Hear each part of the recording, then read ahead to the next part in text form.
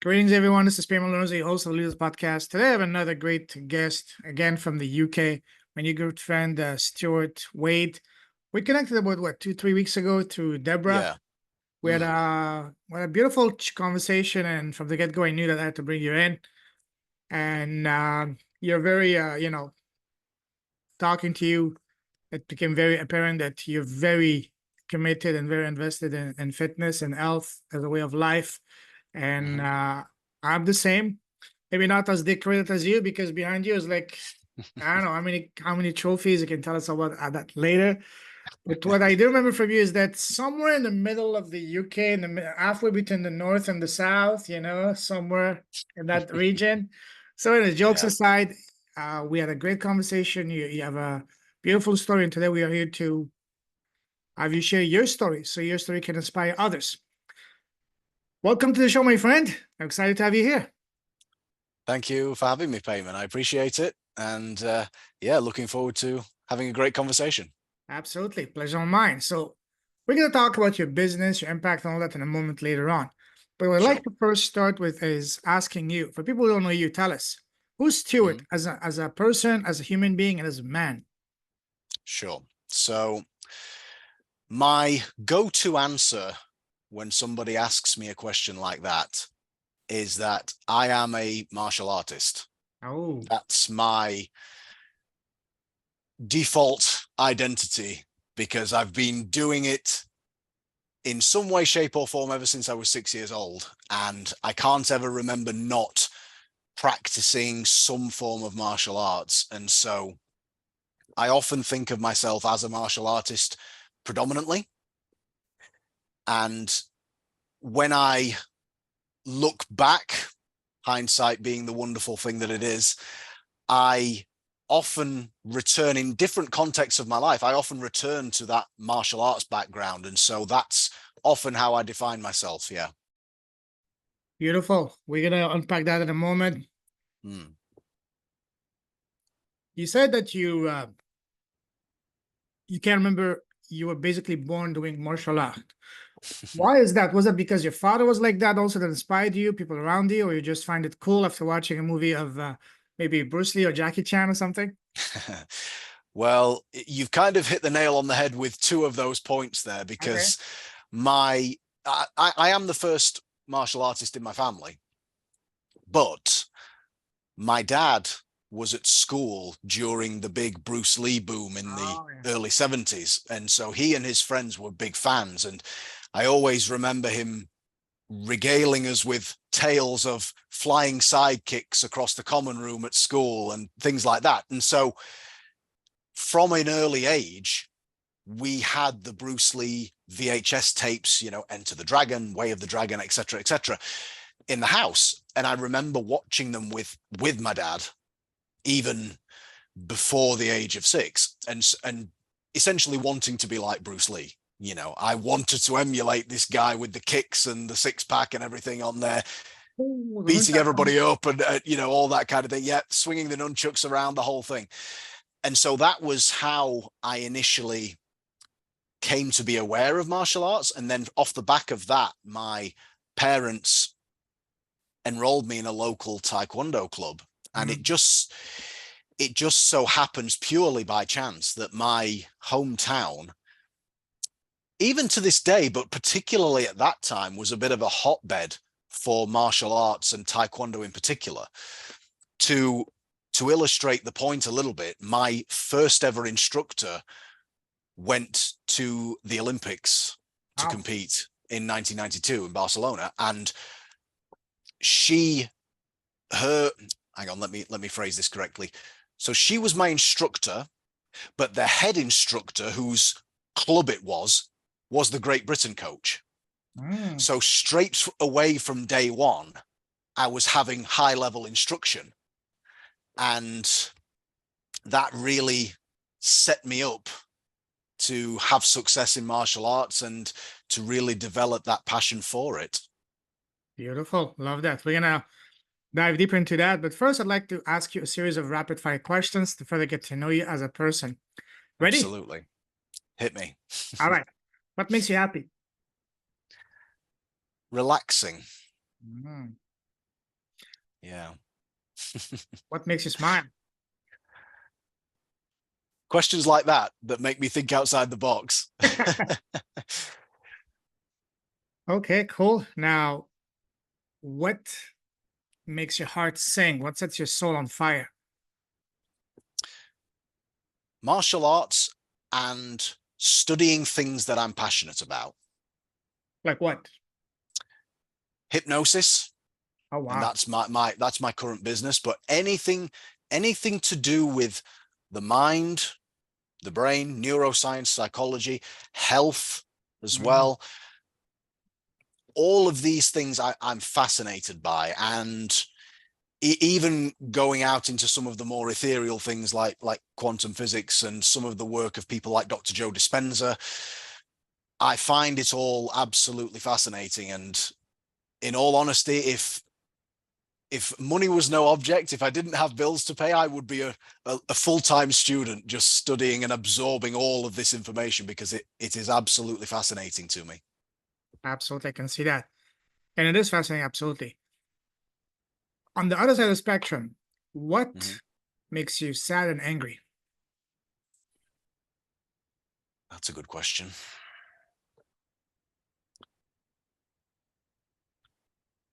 Sad is people not meeting the potential, or sort of wasting the talents.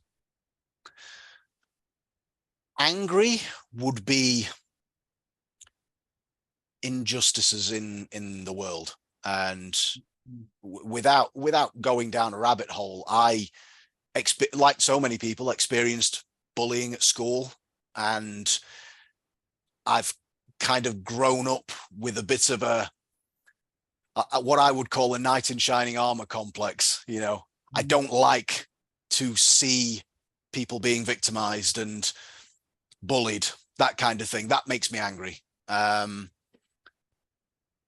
Fortunately, I'm able to control myself, but yeah. awesome. What scares you? Ooh, scares me. Scares me. Ooh, that's a really good question. Say that again. Certain spiders. No, no, not spiders. Yeah, funny story actually. I'll get back to your question in a second, but yeah, funny story. My girlfriend and I were traveling last year, and we were in Australia, and we'd just been at the Sydney Opera House. It was New Year's, so all the fireworks and stuff, and we went back to the place where we were staying. She got in the shower, and I was just in the living room, and I saw something out of the corner of my eye dart across the floor really quickly. So of course it got my attention.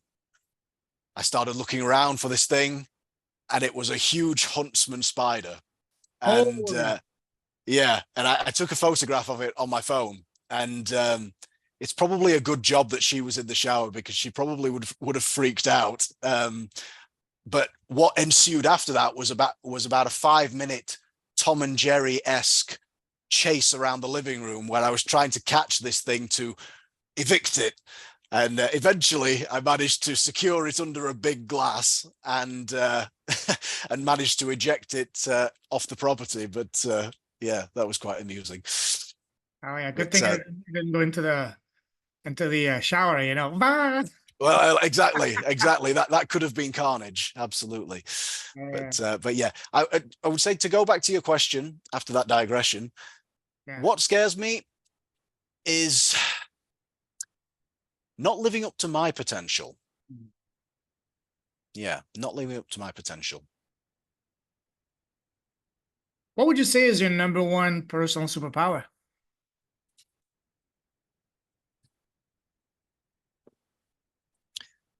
Understanding.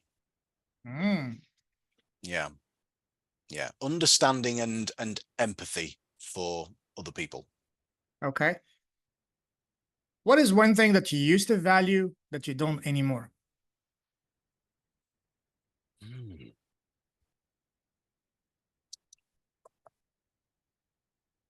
That's a really good question. I used to value that I don't anymore. Could be an object, could be in principle, it can be Hmm. anything. Yeah. I would I would say I used to really pride myself on being different. Mm, And I used to really value that, like, but it came from a place of insecurity, in all honesty. And so now I don't value that anymore. I'll be different if it's empowering and it's me being the best possible version of myself, but I'm not doing it out of an insecure initiation, if that makes sense. absolutely. On the Yeah. other side of the spectrum, what is one thing that you did not value before, but that now with maturity, you value much, much more? Mm. Staying in regular communication with friends. Mm, that's a good Yeah. one. Mm. Especially as we drift along, get busy with family, relationships, work, business. Hmm. Everybody starts to fiddle away. Absolutely. Yeah, Yeah. good stuff. You like traveling, don't you? When I can, yeah. All right, we can do an entire episode on traveling, and we may do that in the future. But I like to take you down a different type of traveling, down memory line. Go back to when Hmm. you're growing up. Yeah. When we're kids, people around us, family, relatives, teachers, neighbors, ask us, "Hey, Stuart, what do you want to become when you grow up?" What was the answer as a young boy to that question? Hmm.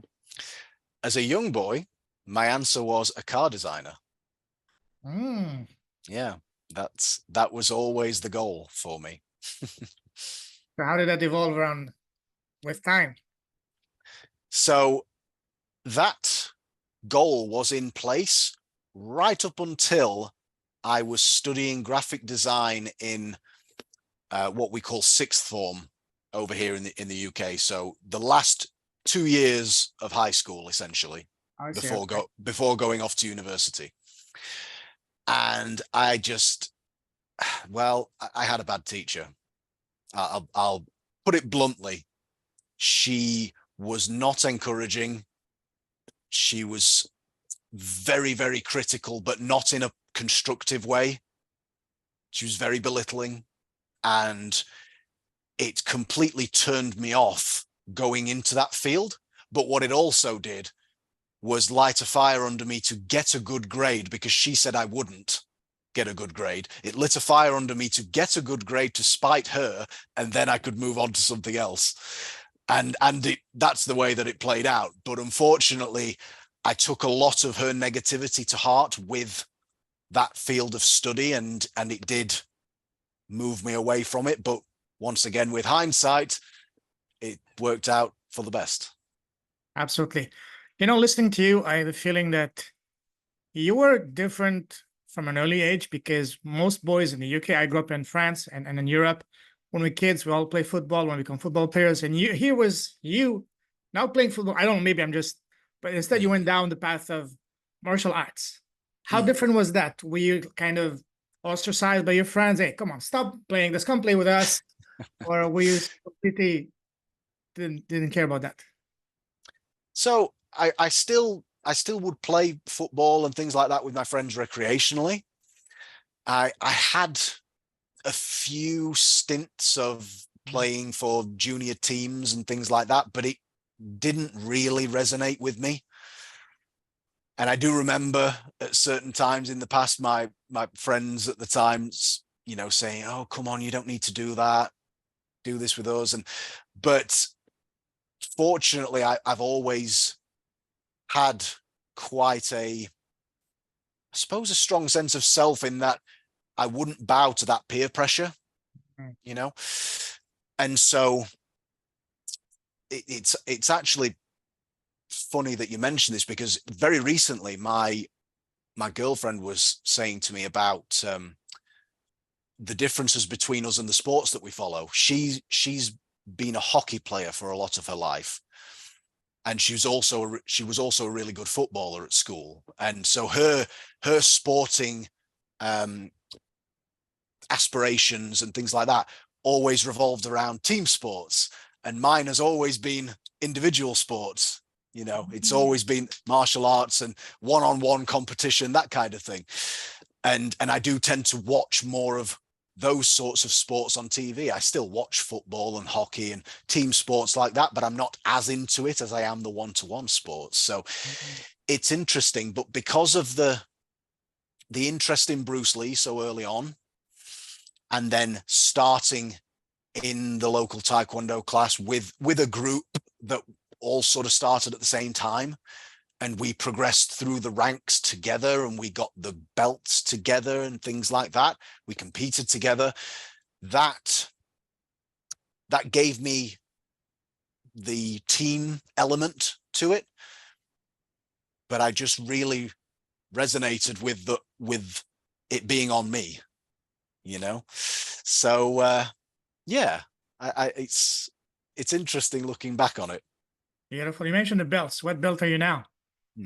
So I've actually got it behind me. I can show you, but I am a 5th Dan black belt in Taekwondo and 2nd Dan black belt in kickboxing. This is my black belt here with the 5 gold stripes denoting the Dan grades on it. So that says Taekwondo in Korean, and there's my name on the other side of it. But yeah, so I haven't graded for a while, but as you progress through the grades and the Dan grades, particularly in martial arts, the time between getting the next grade just grows exponentially. So yeah. Wow, incredible. I want to come back to that in a moment, but I want to ask you a couple more questions about when you were growing up. Growing up, what was your relationship with school? Did you love school or did you hate school? I liked school until I got to high school. And then I hated it. I did not want to be there. And it was because I started getting bullied at that time. That was the thing. And so I just didn't want to be there. But yeah. So when you started to get bullied, were you already doing martial arts at the time, or getting bullied was one of the reasons for you to go all in even deeper into martial arts? No, I started martial arts when I was 6. I got my black belt just before my 9th birthday. I was competing at that time. I didn't really enjoy the competition until I got into my teenage years, to be honest. But the bullying was never physical. That was the thing. It was the words and the emotions and that kind of thing. And I'm naturally more of an introvert. You know, I don't tend to want to be the center of attention, that kind of thing. And so I was almost thrust into the limelight a little bit in some aspects, and that was their way of getting to me. But I suppose, yeah, maybe that did instigate me getting into competition a little bit more. I've never really thought about the correlation there, but there could be one. But yeah. Wow, interesting. So the bullying, you said verbal, psychological, I guess, was that from teachers, from other students, or?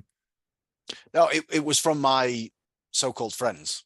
And that was the problem, because the high school that I went to was quite what we would say over here a rough school.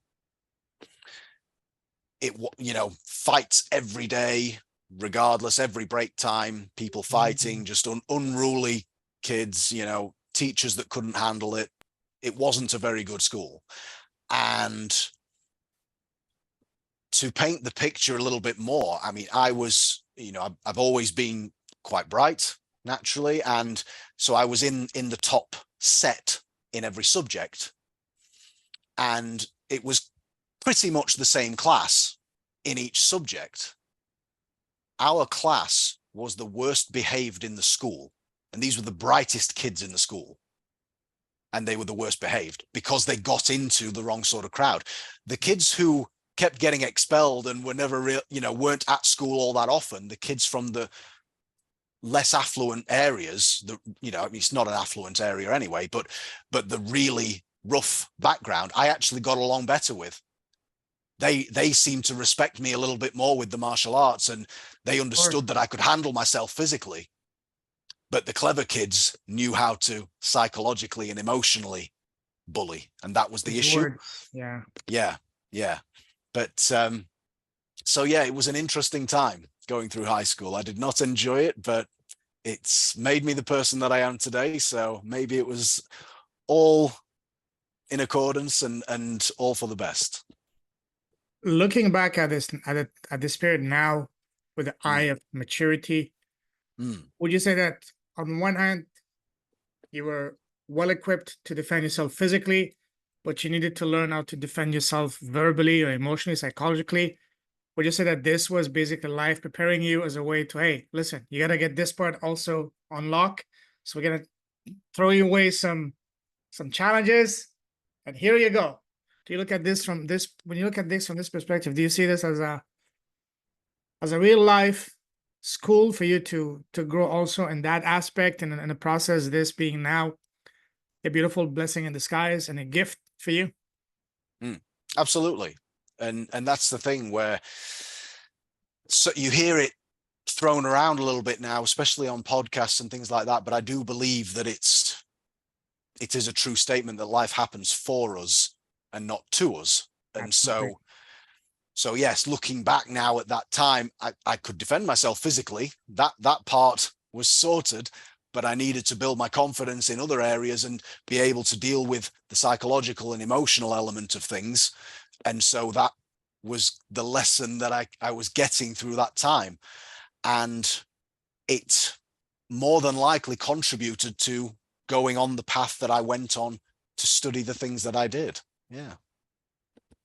One thing that I always keep hearing from people that were, most of them, bullied in their younger years, is that being bullied led them to learn to fight, whether it's through combat sports or martial arts or whatever.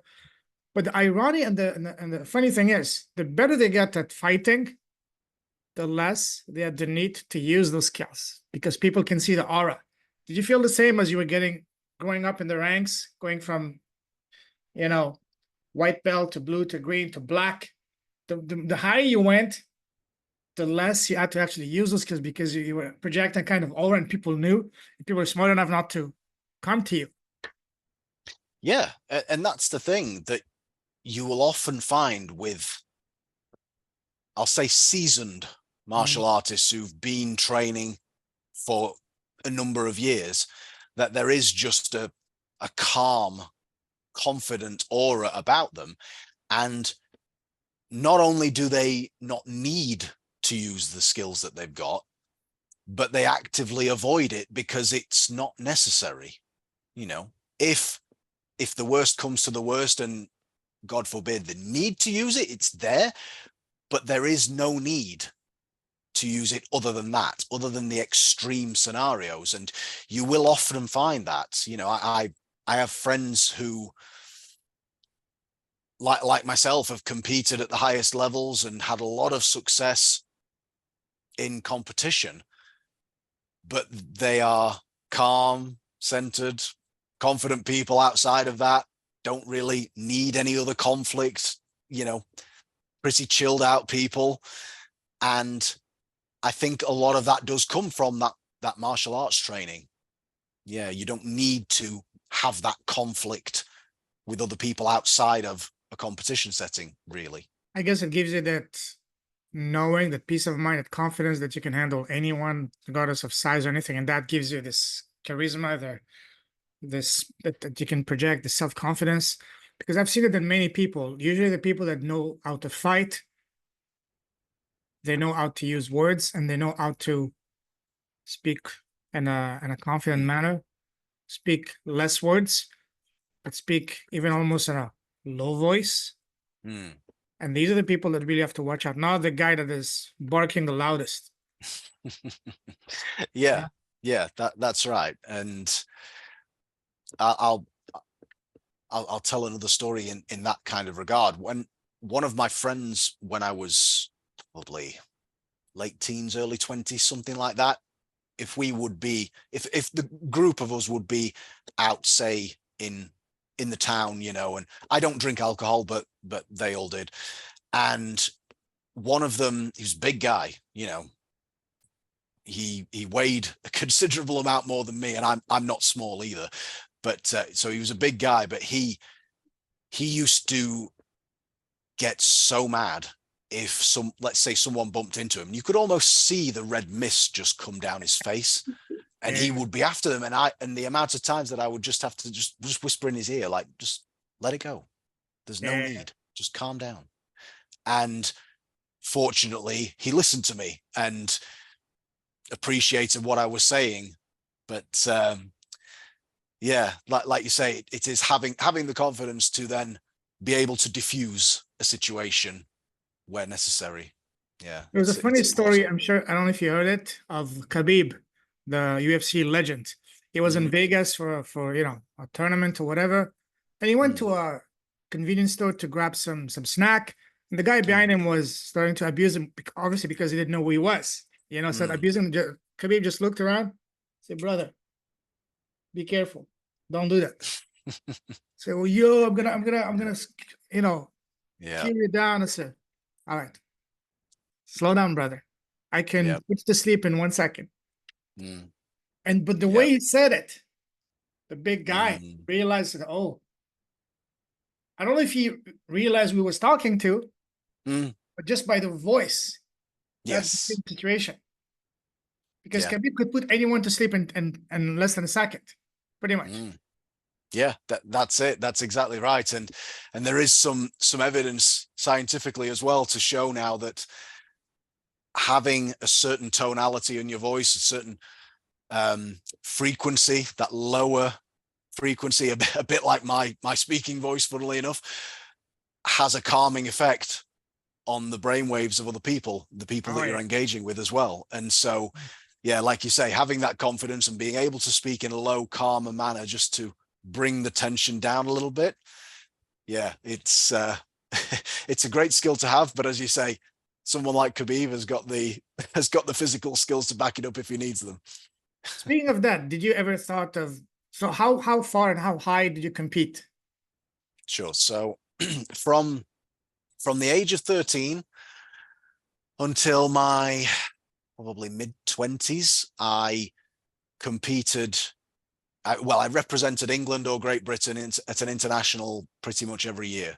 Cool. And across that time, I won 4 world championships, 3 European championships, and 20 British championships. So I had a lot of success. I did well, and I'm grateful to have had those experiences. Wait, let me write this down. 4 world championship. Tell us more about those. Yeah, so I'll tell you about the last one that I won, and that kind of meant more to me than some of the others because I beat one of my friends in that. We were roommates at this particular Worlds in Sicily, it was, and he was my biggest rival. We were friends, and we'd become friends because of respect, competing against each other on the circuit, and respect and things like that. And you know, and the results went back and forth, and he often likes to remind me that he beat me more times than I beat him on the British circuit, but I would then chime in with, well, I beat you at the Worlds when it really mattered the most, you know. so we had that banter and respect, as you say. But that one probably means more to me because it was over in Sicily. I beat him as my biggest rival to win the title, and I was selected in that particular championship for what they called the elite England team. And so we had the England team, but then they selected a small number of competitors from within that who were classified as the elite squad, and we were sponsored fully to go and compete. We were expected to win, if not at the very least podium. And so I was selected to be on the elite team. So having that recognition from the team managers and the people running the show, and then also to beat my closest rival in there to win it, that one stands out the most. And I believe I was 22, I think, when I did that. Yeah, something like that. But yeah, competed in various different countries in Europe, in the US, and yeah, thoroughly enjoyed it. But I was there to win. At that time, I was very serious about, and I would, if I was competing now, I would still be the same, but I'd probably appreciate it a little bit more. I remember competing in Rome at the European Championships, and I won the title, and I celebrated for about 30 seconds, and then it was gone. And I was just thinking, what now? What's next? And yeah, and it's not necessarily the worst mentality to have as an athlete or a competitor, but if you don't appreciate the wins that you have, you know, you put all that work in, all that training, all that effort to get that win. And if you don't allow yourself to appreciate it in the moment, you're essentially doing yourself out of some joy and some reward. You're not allowing that appreciative moment. And then when you finish competing, you look back on your career, and I look back on that now, even though I never officially retired. I just got busy. But looking back on it now, I wish I'd have appreciated the moment a bit more and allowed myself to celebrate and actually feel that joy of having won. As we've said already, hindsight is a wonderful thing. Wow, fascinating. There's so many questions that came to mind while listening to it, but one question that is very burning is, how does it feel when you're facing in the final that your best friend is standing between you and that world title? That's the first part. And the second part is, how different is it when you're facing your best friend versus when you're facing someone that is not a friend? How does it change your approach, your mindset, your mentality, your game plan to the fight? Or is it all the same? You just have to beat that person, that guy? So for me, it's almost all the same.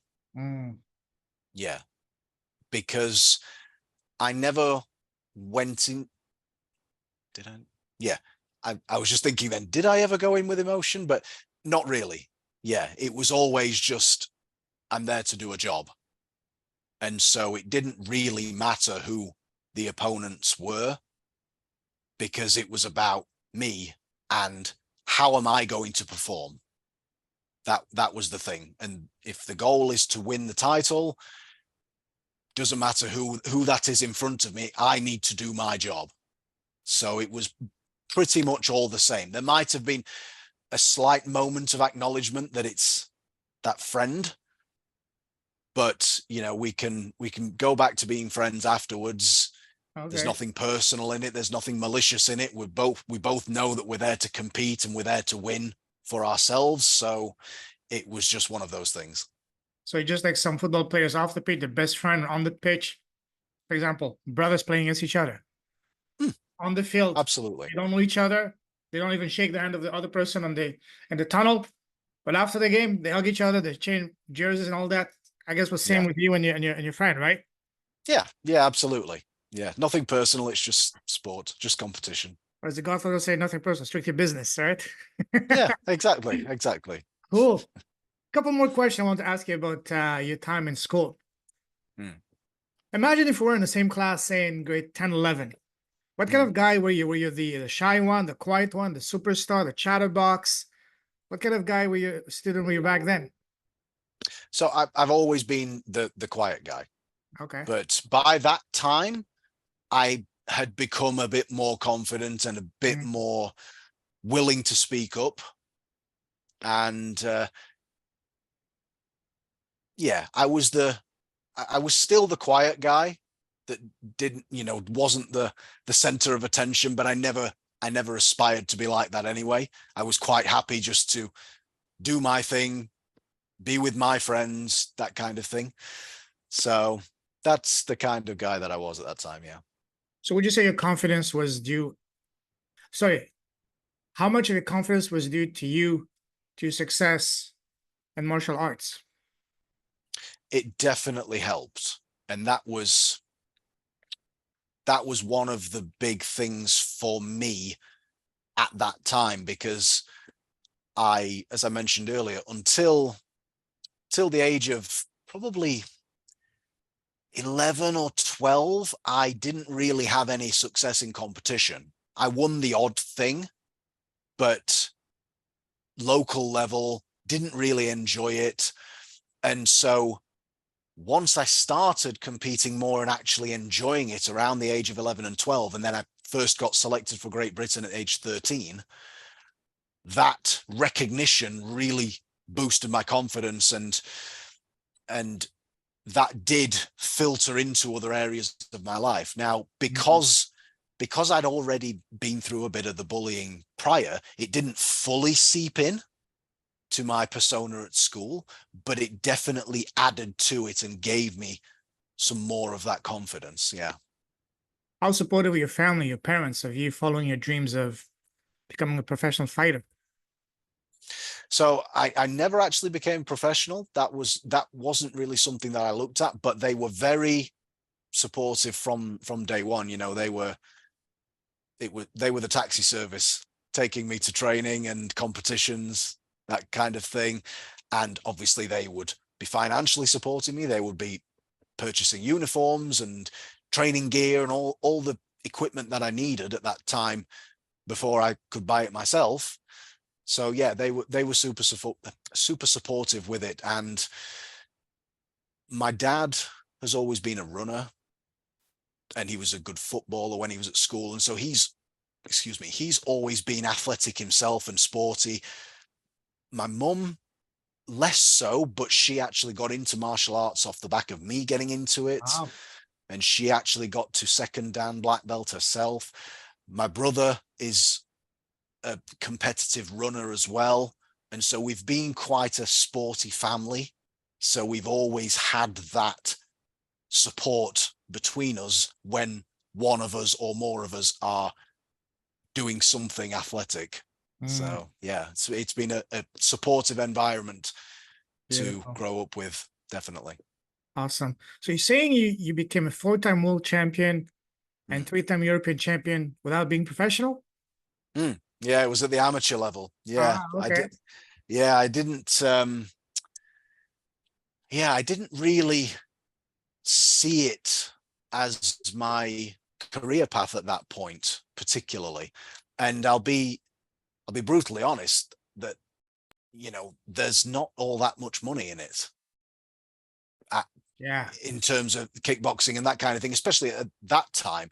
Nowadays, with the UFC and the growing popularity of the UFC, there's so much more attention on it, and there is more money. But even then, even at the levels of the UFC, unless you're Conor McGregor or Khabib, John Jones, one of the superstars, you don't get paid all that much in the early days. And so even at a young age, I think I had the mindset of, well, I love doing this, Mm, but there's not all that much money in it as a career necessarily. And it's a hard way to make a living as well. When you're a professional, you're getting beat up every single day.